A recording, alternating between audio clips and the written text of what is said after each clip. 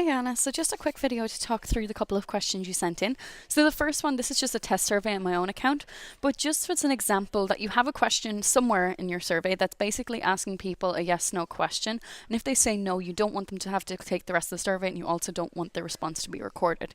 So we are going to apply some skip logic to that question to skip people basically to the end of the survey, and then use some branch logic to screen those people out of your survey. So first thing to do is go to the question that asks the yes/no question. If we click on it and click over to the left hand side on the gear icon, there will be an add skip logic option here. You just want to set your conditioning to say if no is selected, then we want to skip them to, and we want to choose the end of block option. And click done. So what that will do is it will basically add a page break directly after this question, and if people say yes, it will let them continue on. If they say no, it will skip them to the end of the block. Once you have that part set up, we will then move into our survey flow area up here. We would go directly underneath the block of questions that contains the yes/no questions. So if you only have one block of questions, that's pretty straightforward. If you have multiple blocks of questions, just make sure you're referring to the correct block. So for me, that question is within my default question block. So I want to go ahead and add below, and I want to add a branch. I then want to add a condition that basically says if they say no to that question, then I want them to be screened out. So we're going to add the condition. And we're going to say if question, and then it is have you purchased any of our products is the question I'm specifically referring to, but you will choose your yes/no question. And then we're saying if no is selected. So if someone says no, they'll be skipped to the end of this block, and then this branch is going to pick those people up and bring them into it. So the last thing we need to do is add a new element inside of this branch and make an end of survey element.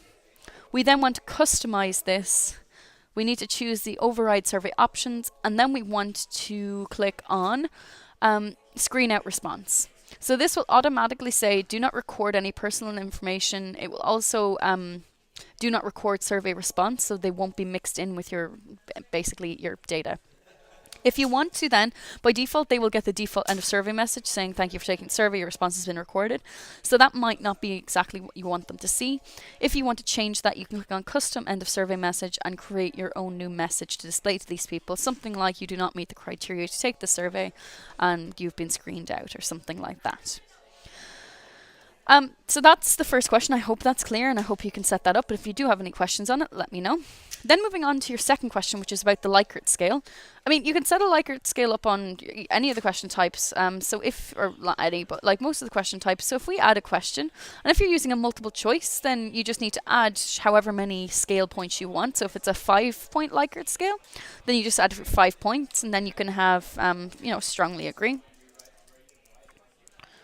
If I can spell, strongly agree, then agree, somewhat agree, neither agree nor disagree. I'll bring that back down to 5. So now we have a 5-point Likert scale. You can ask whatever question you want here, and you can change the positioning if you want it to be horizontal rather than vertical. So that's your Likert scale in a multiple choice question. But if you want to, you can also use a matrix table style question and have your scale points across the top and a number of different statements along the left hand side, and then your overall question text at the top.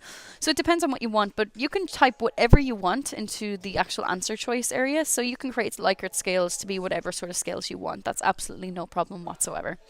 So I hope that answers your questions, but if you do have any follow-up questions on this, just let me know.